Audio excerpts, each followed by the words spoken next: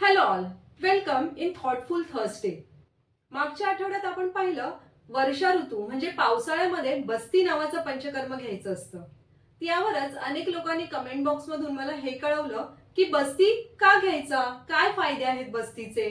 तर आजच्या एपिसोड मध्ये बघूया बस्ती या पंचकर्माचे फायदे आणि त्यासोबत आधुनिक संशोधन काय म्हणतायत या बस्तीबाबत. ज्याप्रमाणे आपण झाडाच्या मुळांना पाणी घालतो आणि त्या पाण्याद्वारे संपूर्ण झाडाला नरिशमेंट आणि डिटॉक्स होतं, तसंच बस्ती नावाच्या पंचकर्मामुळे आपल्या पायापासून ते डोक्याच्या केसांच्या प्रत्येक टोकापर्यंत आपल्या शरीराला नरिशमेंट मिळतं आणि त्यासोबत डिटॉक्स देखील होतं.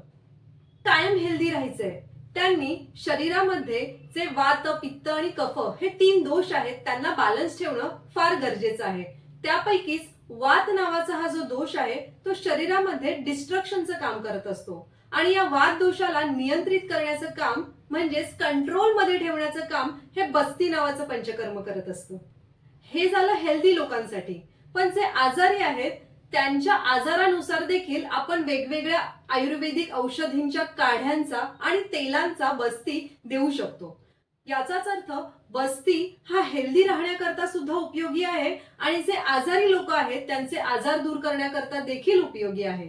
उदाहरणार्थ आपण जर अस्थि म्हणजे बोन्सला पोषण करणाऱ्या आयुर्वेदिक काढ्यांचा बस्ती घेतला तर त्याचा उपयोग आपल्याला हाडे मजबूत करण्याकरता, सांधे मजबूत करण्याकरता होतो. त्यासोबतच याचा उपयोग आर्थरायटिस, संधिवात, आमवात, गाऊट, मसल पेन म्हणजे यासारखे जे आपले सांध्यांचे किंवा हाडांचे आजार आहे या सगळ्या आजारांमध्ये यांचा बस्ती फार उपयोगी आहे.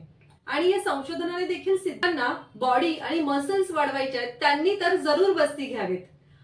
जे तुम्हाला बाजारातील सप्लिमेंट्सनेही मिळणार नाही त्यापेक्षा जास्त चांगली बॉडी तुम्ही बस्ती घेऊन कमावू शकता.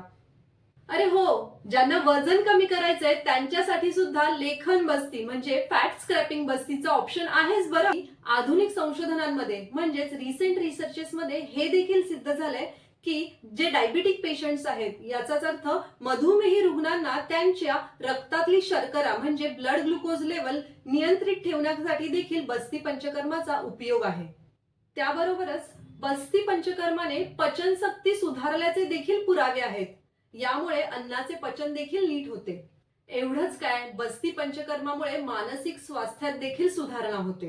कारण मन आणि वात हे दोघे खूप घनिष्ठ मित्र आहेत. आपले मन हे वाऱ्यासोबत त्याच्याच स्पीडने पळत असतं. अशी ही बहुगुणकारी बस्ती चिकित्सा जी anti ageing, skin glow enhancement पासून ते शुक्रवर्धन आणि शुक्र मजबूत करण्यापर्यंत संपूर्ण शरीराचं नरिशमेंट करणारी आहे.